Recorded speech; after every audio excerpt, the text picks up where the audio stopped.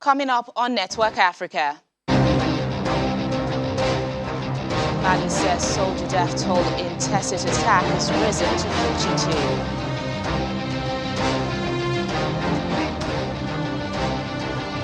42. Sierra Leone officials confirm police officers killed in Unrest as ECOWAS condemns violence. Plus,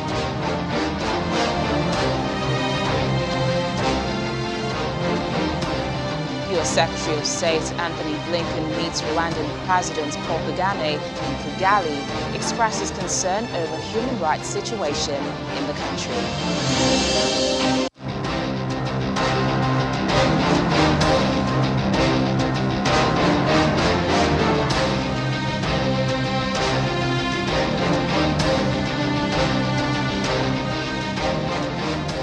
Hello and welcome to the program today. I'm Tenyola Shuboale. We begin in West Africa, where authorities in Mali says 42 of its soldiers were killed in an Islamist attack on Sunday, raising the death toll from 17. Officials say a further 22 troops were wounded, while 37 militants affiliated to the Islamic State group were killed. The attack took place at Tessit, a town in the troubled region where the borders of Mali, Burkina Faso and Niger converge. It was one of the bloodiest to afflict Mali in a 10-year Islamist insurgency. Thousands of residents have fled the area, adding to an estimated 2 million displaced by fighting in the wider Sahel region. Mali has declared 3 days of national mourning. Meanwhile, Mali's interim president, Colonel Assimi Goïta, says he has held a telephone conversation with Russian President Vladimir Putin. According to Mr. Goïta, both parties spoke of the Russian Federation's support for Mali's political transition and also praised the quality of their partnership. On Tuesday, Mali's Air Force officially unveiled several new combat aircraft supplied by Russia during a ceremony presided over by Mr. Goïta at Bamako's International Airport. The Soviet-era warplanes are the latest batch of military deliveries from Moscow under close ties forged between Russia and Mali since the Sahel states suffered a coup in August 2020.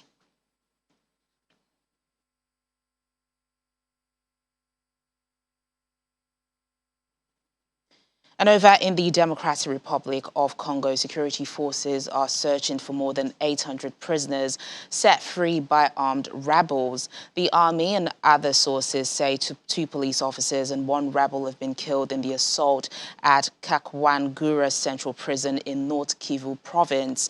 About 50 of the escapees have been recaptured. Fighters of the Allied Democratic Forces, a group linked to the Islamic State group, are being blamed for the jailbreak, which reportedly freed a rebel leader. The group has killed thousands in the eastern DRC. Also, the elections in Kenya, the United Nations Secretary General Antonio Guterres has commended Kenyans for observing peace during the polls. In a statement, he commended the Electoral Commission and Kenyan authorities for ensuring that voters were able to exercise freely their right to vote. He has urged politicians and voters to be calm and restrained as they wait for results. More than 65% of the country's 22.1 million voters turned up to vote on Tuesday. The polls body is yet to provide the final turnout figures, but the initial estimates suggest a decline from the 2017 election, when 80% of the registered 19 million voters turned out to vote. Meanwhile, 4 Africa-based election observer missions have been given their preliminary report at a press briefing in Kenya's capital, Nairobi. Former Tanzania President Jakaya Kikwete, who led the East Africa Community Mission, says voting day was calm, peaceful and orderly. He praised the Electoral Commission for its management of the elections, saying his team was satisfied by the way the poll was conducted. His comments were echoed by Dr. Mulatu Teshome, who led the Intergovernmental Authority on Development team. He, however, added that the postponement of the poll in 2 counties had caused anxiety and uncertainty.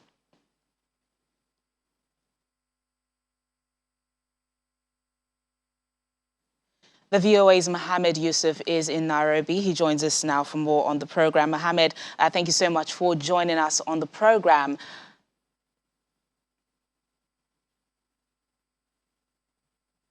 Mohammed, if you can hear me, why is the election count taking so long?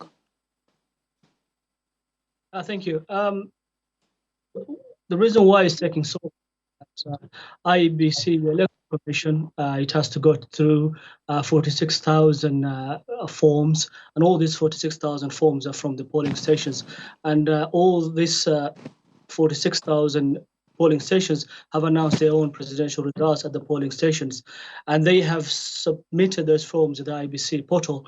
And now what IBC or the Electoral Commission is waiting for those physical forms to arrive in the headquarters in Nairobi. Some started arriving.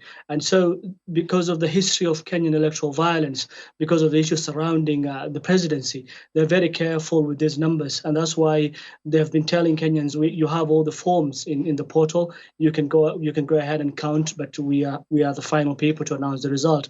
But for us, we are going to wait for those physical forms to arrive here and to go through those forms actually physically one by one, 46,000 of them, and that's when they can make those results, presidential results, official. That's what is taking so long, and it's going to take, of course, it's 48 hours since the polls closed on Tuesday. Is this the IBC started receiving these forms? Actually, some of them today. So it's going to take a couple of hours or days actually to know who won the presidency. And how are Kenyans feeling amid the wait? Yeah, it's generally the country is calm. Of course, there's been some skirmishes in some parts of the country because there's also other electoral positions.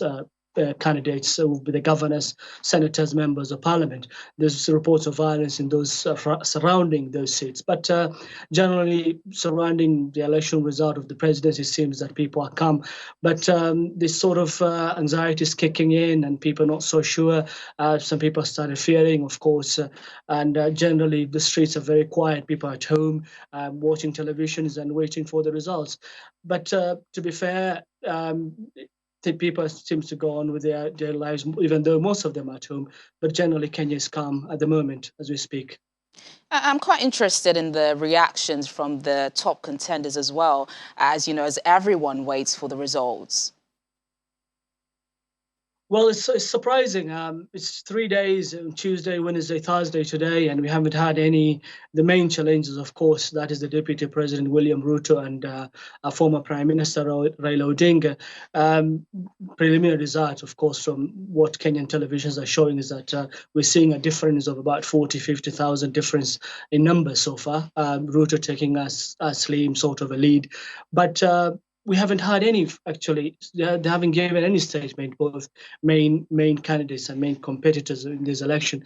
And by the time, of course, like this in 2017 election, it was just few hours after the polls closed, and that's when Raila Odinga was addressing the country and saying, "Look, this election has been rigged, and there are people playing around with the ciphers and giving their own figures, and these are not the figures of the Electoral Commission." But this time around, we're not seeing that. The Electoral Commission is also very, very careful this time round, and they have already told people the forms are there. It's for us to announce the winner, but for us, we have to wait for all these forms to arrive in the capital, and that's the only way we can give final result. And of course, when are we going to have the result? Tomorrow, again, Saturday maybe, but IBC has 7 days after Tuesday's vote, of course, to announce who is the winner of this. And of course, the other sort of constitutional means someone has to get, of course, 50% of the vote.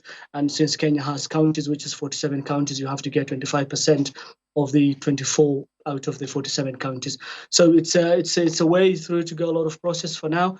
But generally, Kenya is calm, and I think the Electoral Commission is doing its work, and Kenyans are quite so far satisfied with how the IBC has conducted this election. But the result has always been a problem for Kenya, and this time around will be interesting also to see how Kenya will be reacting to these results.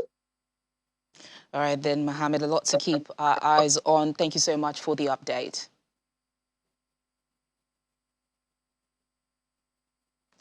Meanwhile, speaking on elections in Africa, former Nigerian President Dr. Goodluck Jonathan has highlighted the importance of political education. Speaking in Nairobi, Kenya, while monitoring the general elections there, Dr. Jonathan says for elections to be done seamlessly, there must be adequate training. He traveled to the East African country as a member of the Election Observation Mission of the Electoral Institute for Sustainable Democracy in Africa. The political education is critical. Unfortunately, election is not what you do every day.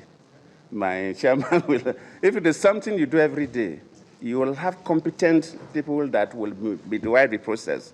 The presiding officers, the deputy presiding officers, and the polling clerks. They will have been well educated. But you do once for Kenya, you do once every 5 years. In my country, once every 4 years. In Liberia, once every 6 years or 7 years, 6 years. So sometimes even the trained people, by the next round of elections, you may not even get the people that have gotten that training before. You have to recruit new hands and train them again. The key thing is that training and adequate training is required for all the electoral process, even the security people. For election to be done seamlessly, that means that people must be adequately trained. Away from political matters, the U.S. Secretary of State Anthony Blinken has expressed serious concerns about the human rights situation in Rwanda after talks with President Paul Kagame in the capital, Kigali. Mr. Blinken says he had raised U.S. concerns about the detention of Paul Rusesabagina, a permanent resident of the United States who is credited with saving hundreds of lives during the Rwandan genocide of 1994. Rusesabagina was sentenced to 25 years in prison after being convicted of terrorism. Mr. Blinken says he also discussed with Rwandan President Kagame credible reports that Rwanda continues to support the M23 rebel group in the Democratic Republic of Congo. Mr. Blinken made the remarks at a joint press conference with Rwanda's Foreign Minister, Vincent Biruta. I discussed the credible reports indicating that Rwanda continues to support the M23 rebel group and has its own forces inside the DRC. We recognize that Rwanda has security concerns of its own, including reports of cooperation between the Congolese military and the Democratic Forces for the Liberation of Rwanda, the DFLR, an armed group. My message to both President Tshisekedi and President Kagame this week has been the same. Any support or cooperation with any armed group in eastern DRC endangers local communities and regional stability. And every country in the region must respect the territorial integrity of the others. The United States has the same message for all neighboring countries. We've seen where the failure to respect these principles can lead in the immeasurable consequences of decades-long conflict in eastern DRC, which has taken the lives of more than 5 million people and displaced millions more. Coming out of the discussions, both presidents have agreed to engage in direct talks with each other. They're both ready to resume the talks in the context of the Nairobi process with armed groups, and both welcome the continued U.S. engagement in support of African-led mediation efforts. Rwanda is not the cause of long-standing instability in eastern DRC, where we have over 130 armed groups, including the M23.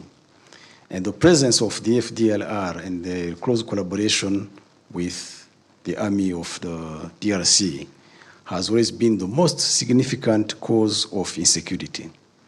And this enables the FDLR to conduct terrorist operations on Rwandan territory, something government of Rwanda cannot accept. And Rwanda will always reserve the right to take necessary measures to protect its integrity, its territorial integrity, its sovereignty, and to ensure the security of its people.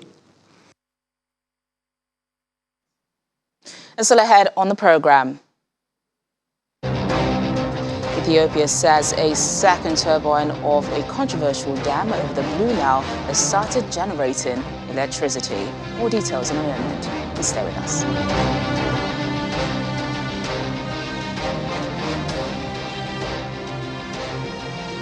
Thanks for staying with us. Back here in Nigeria, the United States Consul General William Stevens says it's committed to improve the bilateral relationship between the U.S. and Nigeria. The Consul General made this comment when he paid a courtesy visit to the Lagos State Governor Babajide Sanwo-Olu at the Lagos House Marina.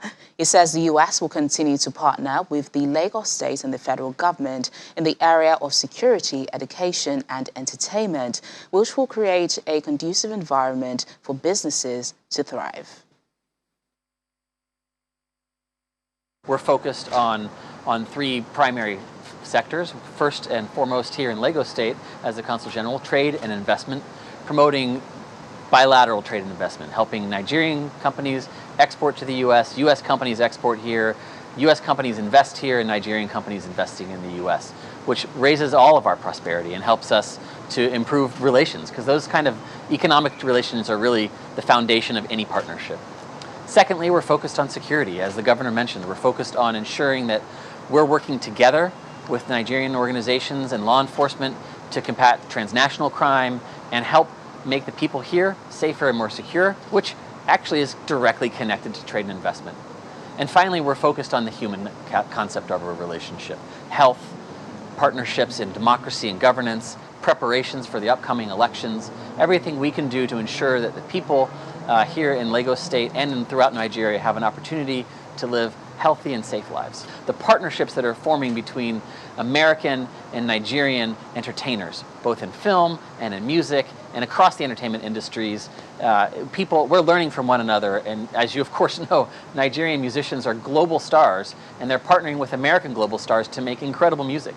And we often joke, right, let's make music together. And it's already happening, and we're so proud at the consulate to support Lagos State and the folks who are behind the Headies that will be happening in Atlanta for the first time in just a few weeks. I know that we've worked tirelessly to try to get visas for the nominees and the performers and the presenters so they can get there. And I think it's just an excellent symbol of what is a great partnership in the creative industries. The 11th Mongolian Armed Forces Infantry Unit has been highly commended for their peacekeeping work in South Sudan.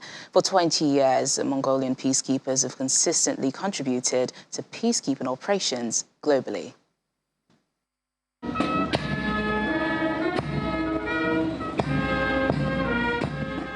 Sergeant K. Dava Enyam from Mongolia stands tall amongst her colleagues, ready to receive a Medal of Honor for her tireless efforts in South Sudan's unity state, where she has been serving for about a year. She is now completing her second tour in South Sudan. This will be her third peacekeeping stint in a career that she has previously served in Sierra Leone. Under the theme of this year's International Peacekeepers Day, which was People, Peace, Progress, the Power of Partnerships, your proactive posture has been exemplary, supporting the mission's peace efforts and in strengthening our partnerships. You contributed to the construction of dikes in Bentiu at the height of the floods, and your deployment to the temporary operating base in Abiemom and Mayom helped to show the presence of Unrest, assured of security and strengthening the engagement with local communities. Mission leadership appreciates the increasing deployment of Mongolian female military personnel, given the relevance to the work with vulnerable groups, and we've observed the expansion of the civil-military cooperation, which is improving trust, securing the trust of the people we are here to serve. The contingent's large female participation was recognized. You have been the linchpin for the mission to achieve its mandated task here in this area of complex dynamics. Total 66 female peacekeepers of the unit brought perspective with regards to the female emancipation in the area under the banner of United Nations mission in South Sudan, which is quite commendable indeed.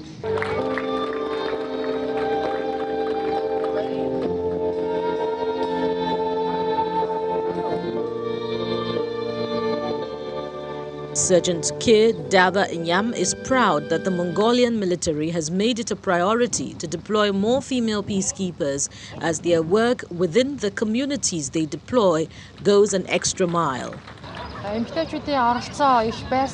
Female participation in the peacekeeping mission is important.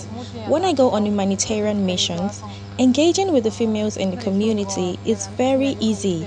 This is why I can understand what they need and tell my commanders about these needs.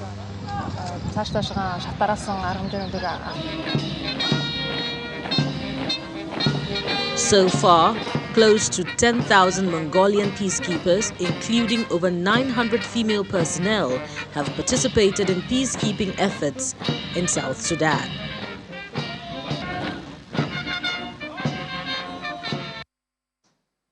And over in Sierra Leone, the country's Information Minister Mohamed Rahman Souare has confirmed that the lives of security personnel had been lost amid mass protests that hit the country on Wednesday. Some protesters were also killed on the third day of violent protests that have taken place in the capital, Freetown, as well as several other towns. Protesters are rallying against the high cost of living, corruption, and police brutality. Some are also calling for the president to step down. President Bayem is currently out of the country with his family and has left Vice President Mohamed Jallow in charge. The Vice President announced a curfew on Wednesday in a short state broadcast. Meanwhile, leaders of the West African Regional Bloc, ECOWAS, have condemned the violence.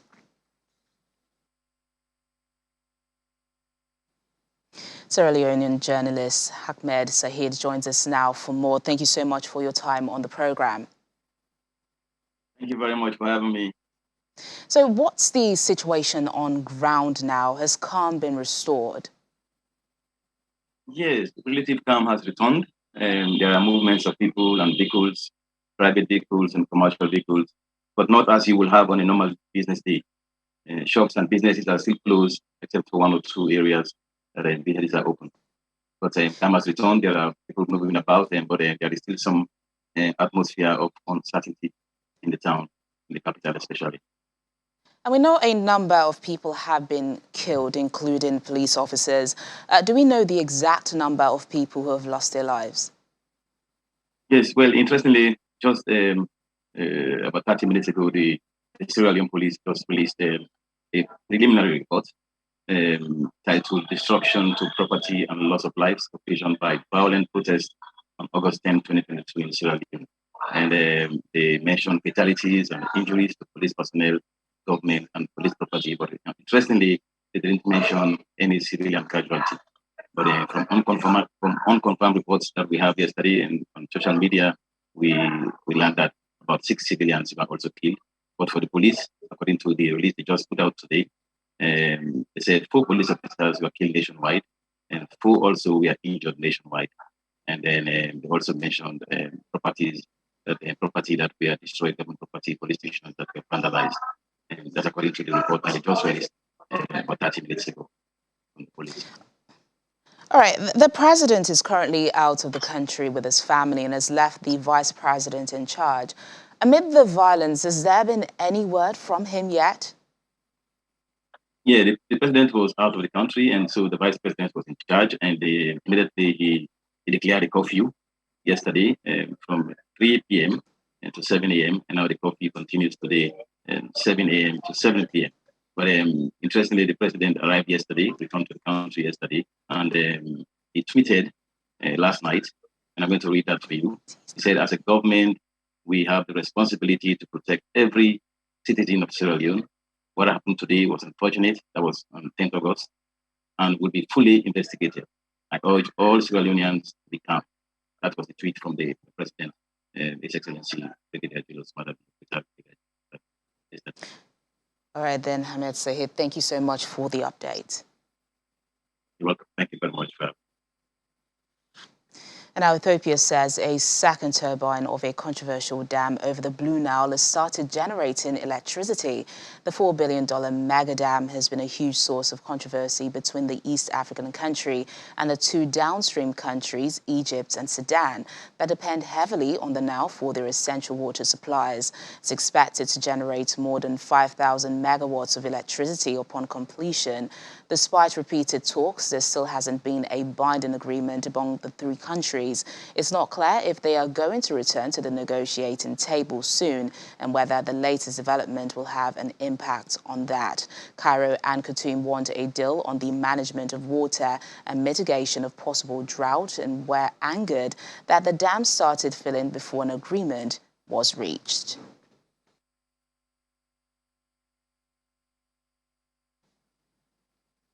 And that's the program today. Thank you so much for watching. I'm Tenio Lashuboale.